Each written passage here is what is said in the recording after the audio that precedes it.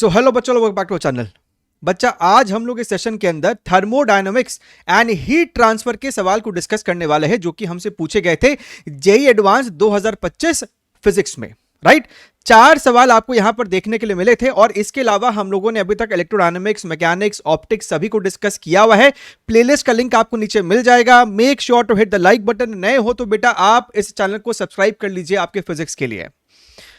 ये देखिए, आपका सबसे पहला सवाल है और ये सवाल आपको कार्नोट इंजन के ऊपर बेस्ड है एंड बहुत ही रूटीन क्वेश्चन वाला सवाल है। आपको ये हमको क्या कहता है, the efficiency of a Carnot engine operating with a hot reservoir kept at a temperature of 1000 Kelvin is 0.4. It extracts 150 joule of heat per cycle from the hot reservoir. The work extracted from this engine is being fully used to run a heat pump which has a coefficient of performance of 10. The hot reservoir of the heat pump is at a temperature of 300 Kelvin. Which of the following statement is or are correct? देखिए, इस सवाल को अगर तुम खाली पढ़ लोगे ना तो तुमको लगेगा कि सर कुछ समझ भी नहीं आया। आपको इसके लिए इसका एक डायग्राम भी बनाना चाहिए। हमसे कहता है कि भैया आपके पास एक कार्नोट इंजन है, तो भैया जो कार्नोट इंजन है, सपोज कीजिए ये रहा मेरा वो इंजन, ठीक है। अच्छा, अब ये इंजन क्या करता है, ये तुमको एक हाई टेम्परेचर सोर्स से हीट खींचता है और लो टेम्परेचर पे आपको इसको ट्रांसफर कर देता है।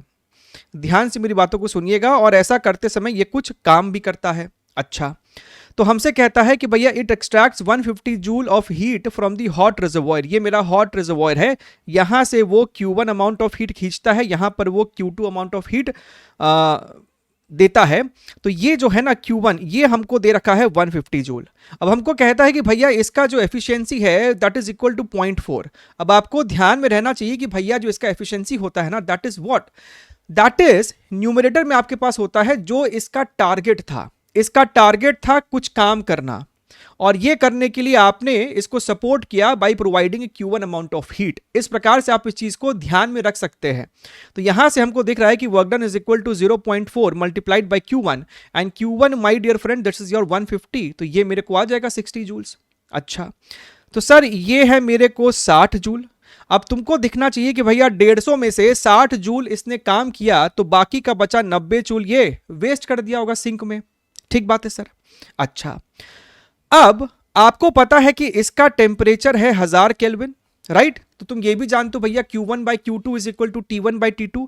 कहने का मतलब है कि यहां पर आपका जो ये Q1 है दैट इज योर 150, आपका जो ये Q2 है that is your 90 should be equal to this temperature which is your 1000 upon your lower temperature that is your TL।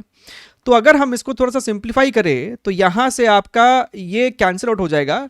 So this will become your 53, this will become your 5200, तो ये भी मेरे को 3 से मरेगा। सो TL is nothing but your 600 kelvin. तो इसका temperature भाई साहब मेरे को निकल कर आ जाता है 600 केल्विन। अच्छा, अब देखिए, अब ये जो काम किया है ना, ये आपने सप्लाई किया है आपके हीट पंप को। ये रहा मेरा पंप, ठीक है। अब हीट पंप जो है ना, दिस इज बेसिकली, ये आपको वैसा ही कुछ काम करता है जैसा आपका रेफ्रिजरेशन साइकिल में रहता है। यहां पर भी ये लोअर टेम्परेचर से, ध्यान से सुनना, ये लोअर टेम्परेचर से हीट खींचता है एंड यहां से इसको कुछ वर्क भी इनपुट की तरह मिलता है, और ये Q2 अमाउंट ऑफ हीट जो है ये हायर टेम्परेचर में सप्लाई करता है। हमको कहता है कि इसका जो कोएफिशिएंट ऑफ परफॉर्मेंस है COP, उसकी वैल्यू 10 है, और जो आपका hot reservoir of the heat pump is at a temperature of 300 kelvin.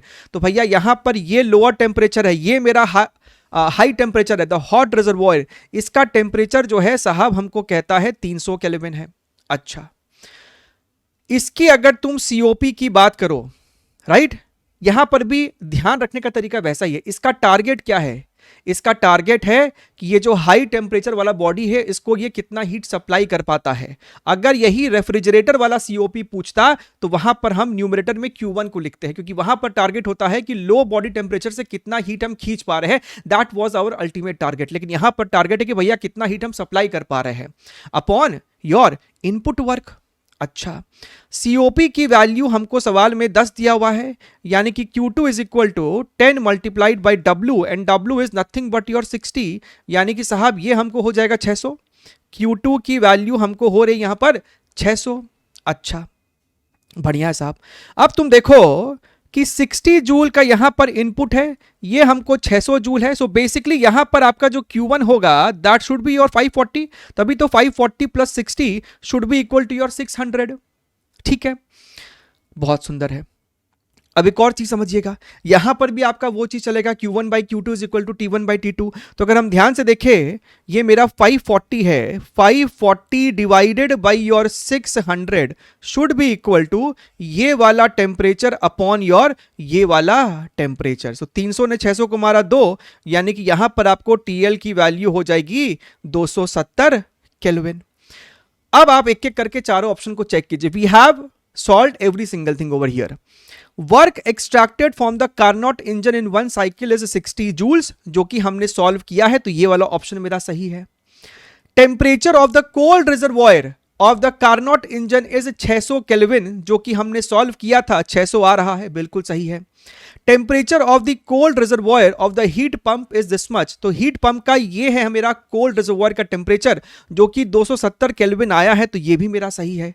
Heat supply to the hot reservoir, ये मेरा हॉट रिजर्वॉयर था और उसको जो हीट सप्लाई हुआ है दैट इज 600 जूल, लेकिन यहां पर कहता है 540 जूल। अगर ये वाला बोलता कि लोअर वाले से कितना हीट खींचा है तो 540 चलता, लेकिन ये वाला 600 पूछ रहा था, तो 540 यहां पर गलत हो जाएगा। तो इस सवाल का सही जवाब है आपको option number A, B and C। आप देख सकते हैं कि यह सवाल आपको बिल्कुल 4 नंबर निकालने वाला सवाल था। ठीक है, थर्मोडायनामिक्स के आपसे कुल मिला के बेटा 3 सवाल पूछे गए थे 2025 में। एक एक करके तीनों को हम लोग यहां पर हैंडल करने वाले हैं। इस प्रश्न में आपको वॉल्यूम वर्सेस टेम्परेचर का एक साइक्लिक ग्राफ दिया हुआ है। साइकिल तुम देख सकते हो, X to Y, Y to Z, Z to W and W to X। आप जब सवाल पढ़ोगे वहां पे साफ साफ अक्षरों में लिखा हुआ है कि आपका ये दो जो प्रोसेस है वो आइसोबारिक प्रोसेस है और ये प्रोसेस आपका एडियाबैटिक प्रोसेस है। सवाल में आपको लिखा हुआ है क्वासी स्टैटिक प्रोसेस है, यानी कि वेरी वेरी स्लो प्रोसेस, आप इसको ट्रीट कर सकते हैं। The volume of the gas at W, X and Y points are 64, 125 and 250। तो एक काम करते हैं, ग्राफ में है ना, इन वॉल्यूम को थोड़ा सा मार्क कर लो, आपके लिए काम आ सकता है। अभी तो सवाल को पढ़ते हैं और चीजों को मार्क करते चलते हैं। W का जो वॉल्यूम है वो है 64, उसके ऊपर है 125 और उसके ऊपर है बेटा 250 और इसका जो यूनिट है दैट इज सेंटीमीटर क्यूब। ये टेम्परेचर है। टेम्परेचर के बारे में क्या बोला गया है? If the absolute temperature of the gas TW at the point W, तो इस लोकेशन पर टेम्परेचर हमसे कहता है कि TW है और हमको ये रिलेशन भी दिया हुआ है कि nRTW is equal to 1 joule. ठीक है, यानी कि यहां पर आपको nRT का वैल्यू 1 दे रखा है। ठीक बात है sir. Then the amount of heat absorbed by the gas along the path XY, XY में आपको कितना हीट एब्जॉर्ब्ड है। देखिए इसमें कोई डाउट नहीं है कि ये जो आपका XY है उसको पीछे खींचने पे ये ओरिजिन से पास कर रहा है, यानी कि ये वाले प्रोसेस में आपको वॉल्यूम टेम्परेचर के प्रोपोर्शनल है और ये तभी हो सकता है जब मेरा प्रेशर जो हो वो कांस्टेंट है। हालांकि सवाल में दिया हुआ है लेकिन क्लैरिटी अपने को होनी चाहिए।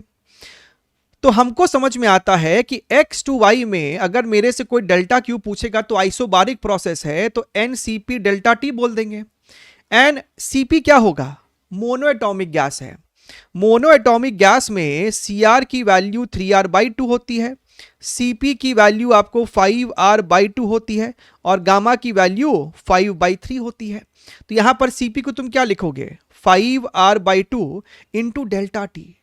What is your delta T? Delta T हमको हो जाएगा TY minus TX, TY minus TX। तो यहां से अगर हम ध्यान से देखें तो मेरा 5/2 को आप बाहर निकाल लीजिए और ये आपके सामने हो रहा है NR, इसको ऐसे लिखो TY माइनस TX। ठीक है, अब आपको चाहिए what is TY and what is TX और आपको सिर्फ ये TW के बारे में कुछ तो जानकारी दे रखा है। तो एक काम करते हैं ना, TW के मदद से TX निकाल लो और TX की मदद से TY निकाल लो। भैया यहां से यहां तो मूव कर ही सकते थे हम लोग, ये एडियाबैटिक प्रोसेस है। तो W और X के बीच में आप लगाओ एडियाबैटिक वाला इक्वेशन, टेम्परेचर और वॉल्यूम वाला। तो यहां के लिए हम लोग क्या लिख सकते हैं?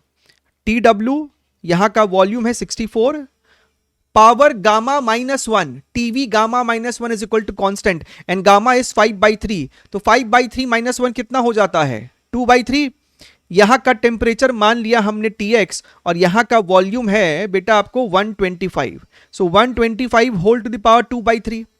क्या हमको दिख रहा है यहां से कि Tx की वैल्यू हो जाएगी TW मल्टीप्लाइड बाई 64 का क्यूब रूट कितना होता है 4 और 4 का स्क्वायर 16, 125 का क्यूब रूट 5 और 5 का स्क्वायर 25।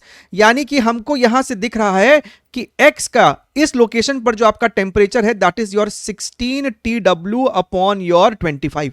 अब यहां से इसको निकालना बहुत सरल काम है, क्यों? क्योंकि आपका ये एक आइसोबारिक प्रोसेस है, यानी कि volume is proportional to temperature. तो भैया जब यहां से यहां जा रहे हो तो वॉल्यूम डबल हो रहा है, अगर वॉल्यूम डबल हो रहा है तो टेम्परेचर भी डबल होगा, यानी कि इसमें 2 मल्टीप्लाई कर देंगे। सो भैया 32 TW अपॉन योर 25।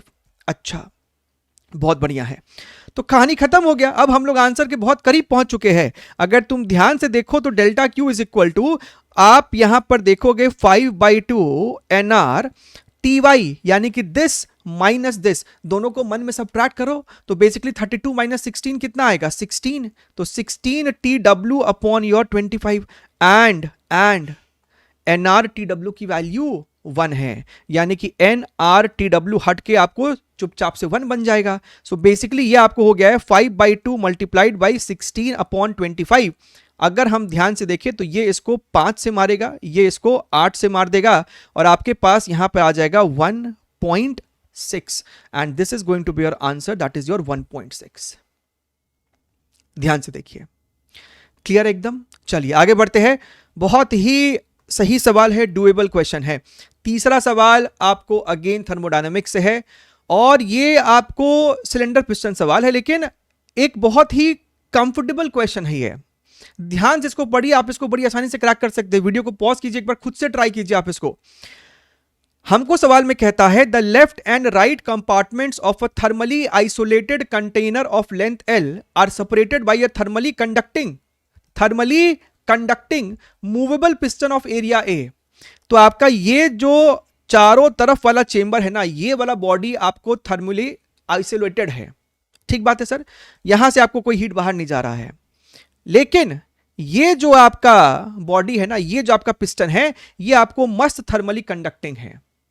इसका मतलब ये होता है कि किसी भी गिवन टाइम टी पर इधर का टेम्परेचर और इधर का टेम्परेचर हमेशा सेम रहेगा, क्योंकि अगर यहां पर टेम्परेचर मान लीजिए T1 है, यहां पर T2 है और अगर T1 ज्यादा है तो यहां से हीट इधर आपको क्रॉस करके दोनों जगह टेम्परेचर सेम अपने आप कर देगा और ये आपको कंटिन्यूअस होता रहता है।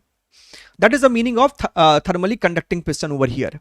The left and right compartments are filled with 3/2 and 1 moles of ideal gas. यहां पर आपको मोल्स है 3/2, यहां पर आपको बेटा मोल्स है 1।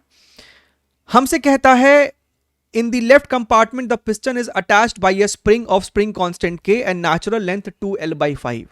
तो स्प्रिंग का आपको नेचुरल लेंथ दे रखा है, this natural length is your 2L/5 यानी कि 0.4L। In thermodynamic equilibrium, the piston is at a distance of L/2 from the left and right edges. System आपको इक्विलिब्रियम में है और उस समय ये डिस्टेंस भी L/2 है और ये डिस्टेंस भी L/2 है, यानी इधर का वॉल्यूम भी V0 है और इधर का वॉल्यूम भी V0 है, दोनों साइड का आपको वॉल्यूम सेम है। एट द सेम टाइम अगर ये L/2 है यानी कि स्प्रिंग का लेंथ इस समय 0.5L है। बात समझ रहे हो? स्प्रिंग का लेंथ इस समय 0.5L है, मतलब आपका स्प्रिंग अभी इलोंगेटेड है। तो what is the elongation, what is x? x is 0.5L minus 0.4L यानी कि भैया 0.1L which is nothing but L/10। अच्छा, तो साहब आपका ये जो स्प्रिंग है इस समय इलोंगेटेड है, मतलब अगर मैं आपको ध्यान से सोचने के लिए बोलूं, आपको ये तो पता है कि दोनों तरफ टेम्परेचर आपको सेम होगा। If you look here very very carefully, मान लीजिए इधर यहां का आपका प्रेशर P है तो आप इक्वेशन लिख सकते थे PV is equal to nRT। अब इस तरफ और इस तरफ आपको वॉल्यूम कांस्टेंट है, आपको R कांस्टेंट है, टेम्परेचर कांस्टेंट है, मतलब pressure is proportional to number of moles. अगर इधर का प्रेशर हमने P1 बोल दिया और इधर का प्रेशर हमने P2 बोल दिया, तो क्या हम लोग कह नहीं सकते हैं कि P1 by P2 is equal to N1 by N2, right?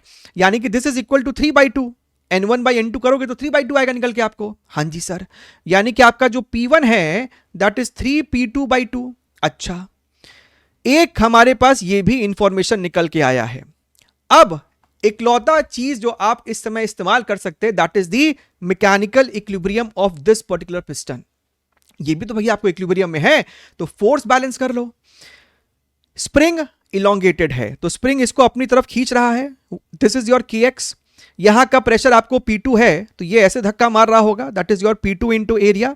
और ये प्रेशर आपको P1 है तो ये ऐसे इसको धक्का मार रहा है, P1 इंटू एरिया।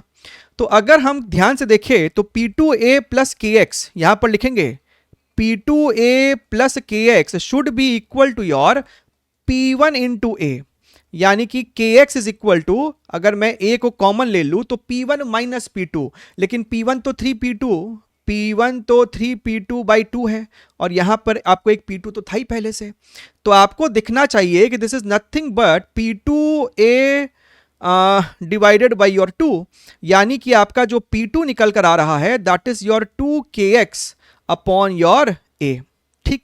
और x की वैल्यू आपको L बाई 10 है, सो 2K अपॉन A और ये आपको हो जाएगा L बाई 10।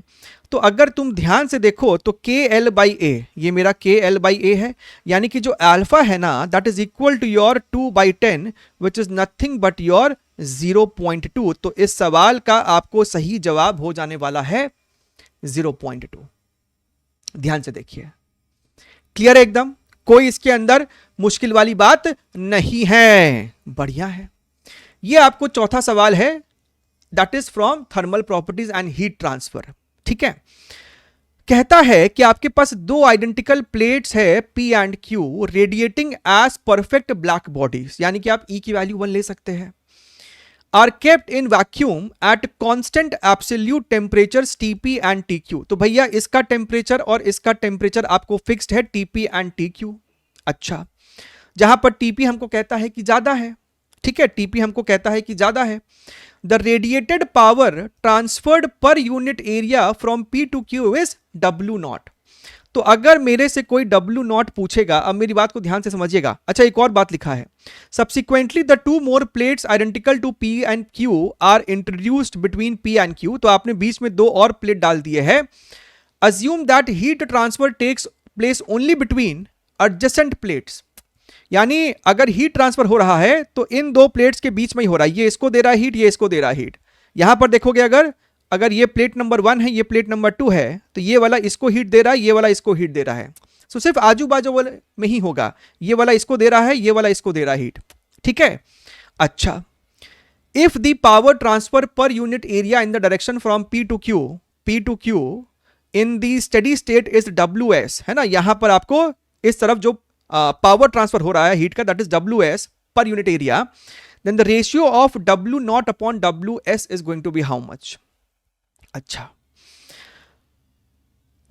एक बात समझिए आप, एक बात आप समझिए, P वाला जो है अपने टेम्परेचर के वजह से, सिर्फ अपने टेम्परेचर के वजह से जो वो हीट देता है that is your dQ by dt per unit time, that is equal to your sigma EA T to the power 4। सिर्फ अगर हम इसके खुद के टेम्परेचर की वजह से जो वो हीट दे रहा है उसकी बात करें तो, ठीक है? ऑफ कोर्स हमको यहां पर हर बार पर यूनिट एरिया बोल रहा है, W जो आपको ये लोग डिफाइन कर रहा है दैट इज योर पर unit area. So W is basically your power upon area, तो एरिया को भी लेफ्ट साइड ले आएंगे ना तब वो आपको होगा W, यानी कि यहां पर अगर W की बात करेंगे तो sigma E T to the power 4 और E को भी 1 पकड़ लेना, ठीक है ना? सो बेसिकली आप यहां पर सिर्फ sigma T to the power 4 का इस्तेमाल करो, ठीक है? अब समझिएगा मेरी बात को, अब आप मेरी बात को समझिएगा। सो W का हम लोग इस्तेमाल जो कर रहे हैं, W would be equal to your sigma T to the power 4। अब ये जो है सिर्फ अपने टेम्परेचर के वजह से जो रेडिएट कर रहा होगा that is your sigma TP to the power 4, और यहां से जो इसको मिल रहा है that is sigma TQ to the power 4, right.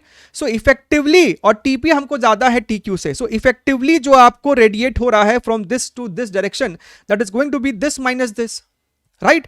So हम यहां पर कह सकते हैं कि डब्ल्यू नॉट जो होगा that is equal to sigma TP to the power 4 minus your TQ to the power 4।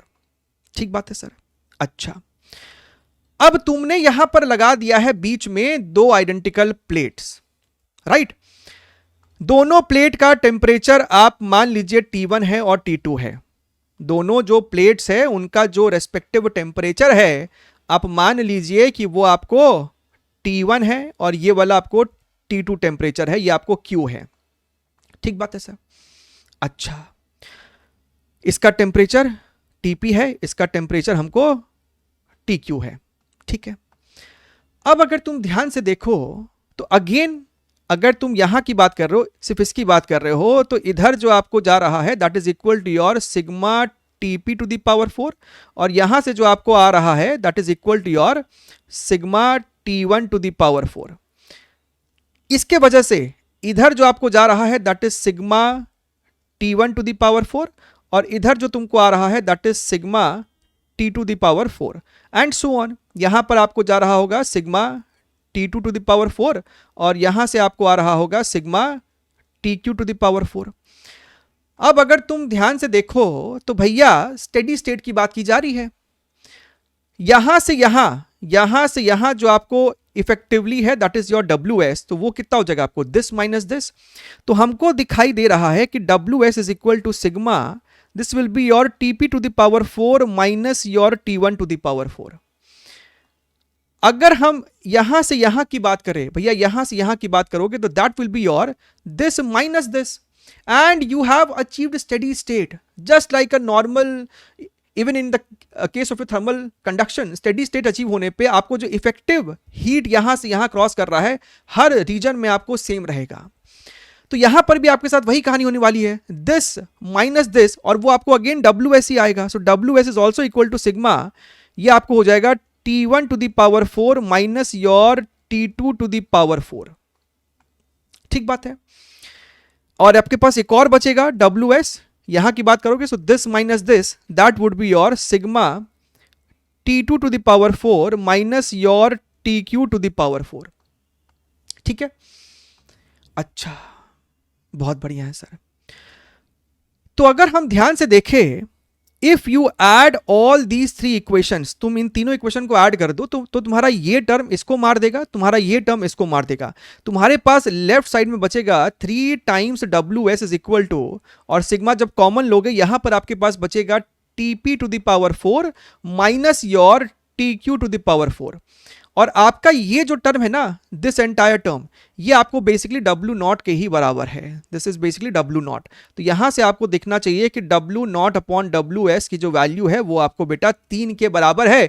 तो इस सवाल का जो सही जवाब आपको हो जाएगा that is going to be your 3। ठीक है, एकदम बढ़िया, एकदम। चलिए ध्यान रखिए और सीखते रहिए। Take care, wish you all the very best and bye bye.